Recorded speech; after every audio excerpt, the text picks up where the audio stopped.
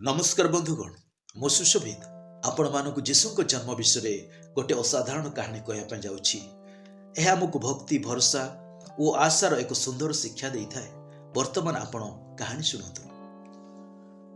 जीशुक जन्मर घटना संपूर्ण होगा पूर्व ईश्वर योजना शह शह वर्ष आगु आरंभ होता। ईश्वर दास जीशा भविष्य वक्ता लोक मानक एक प्रतिज्ञा करते जड़े नूतन राजा आसबे से समस्त लोक को पापर उद्धार करेंगे। यही घटना एपरी घटिला जे दाऊद वंशर मरियम नामक जड़े युवती थे आउ से बाहा होई नथिले, किंतु जोसेफ नामक जड़े व्यक्ति सहित तार विवाह निर्बंध होइथिला। किंतु बाहाघर पूर्व किछि विशेष विषय घटिला। जड़े ईश्वर को दूत मरियम को देखादेले और से मरियम को कहले, हे मरियम तुम्हार मंगल हो, कारण ईश्वर तुम सहित अछंती। तुम्हें गर्भवती हेबो एवं जड़े पुओ को जन्म देव एवं तुम्हें तार नाम जीशु रखिबो।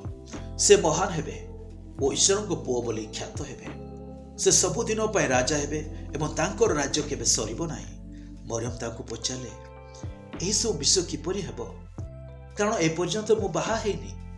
किंतु दूत तांको कहले, एही सब ईश्वर शक्ति रे हेबो। आ मरियम कहले, हाँ ताहले मु प्रस्तुत अछि, आपण जहा कहउछंती ताहा मो प्रति घटू।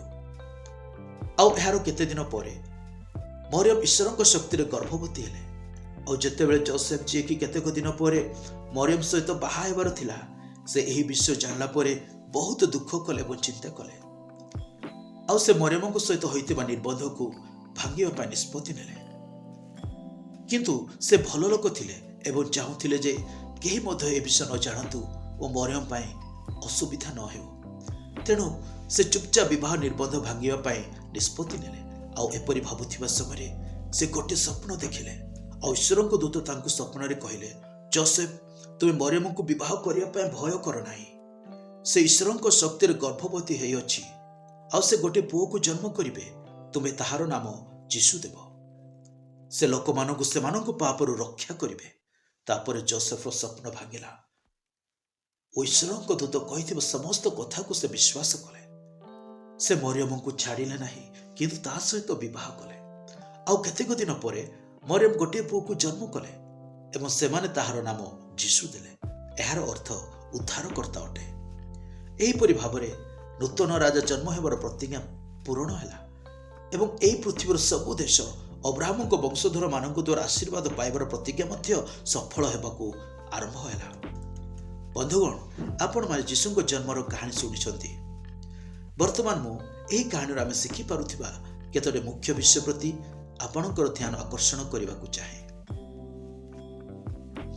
शह शह वर्ष पूर्व ईश्वर तांको दास मानक माध्यम जीशुଙ୍କ जन्मर भविष्यवाणी करथिले।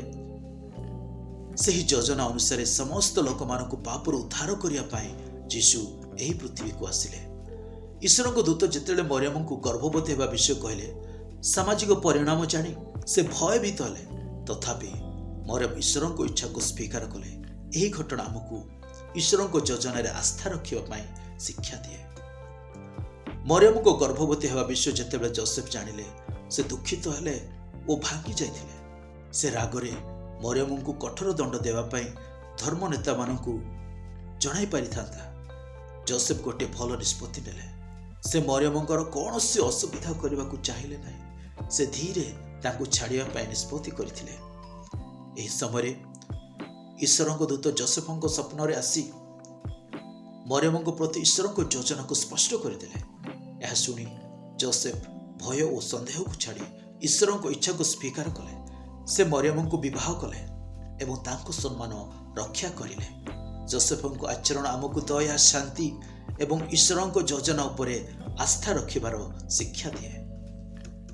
ईश्वर निजर पुत्र और नूतन राजा जीशुଙ୍କ जन्म पर गोटे साधारण गरीब परिवार को बाछिले। साधारणतः यह राजा को जन्म पर उपयुक्त परिवार नथिला, किंतु ईश्वर को योजना विशेष थिला। जीशुଙ୍କ जन्म आमको यह शिक्षा दिए जे ईश्वर साधारण लोकंक मध्यरु एवं साधारण परिस्थिति रे भी तांको योजना को सफल करि पारंती। मरियम और जोसेफ ईश्वर को योजना को निज जीवन रे ग्रहण कले। आपण कोन ईश्वर को योजना को निज जीवन रे ग्रहण करिया पय चाहंती कि? जदि जीशु जन्म ग्रहण करि न थाते आम परिस्थिति किपरि होइथाता? ଯୀଶୁଙ୍କ ଜନ୍ମ ଏହାର ପ୍ରମାଣ ଯେ ଈଶ୍ୱର ଜଗତକୁ ସର୍ବଶ୍ରେଷ୍ଠ ଉପହାର ତାଙ୍କ ପୁତ୍ର ଦେଇଛନ୍ତି। ତାଙ୍କ ଆଗମନ ଦ୍ୱାରା ସମସ୍ତେ ଯୀଶୁଙ୍କଠାରେ ବିଶ୍ୱାସ କରି ପରିତ୍ରାଣ ପାଇପାରନ୍ତି।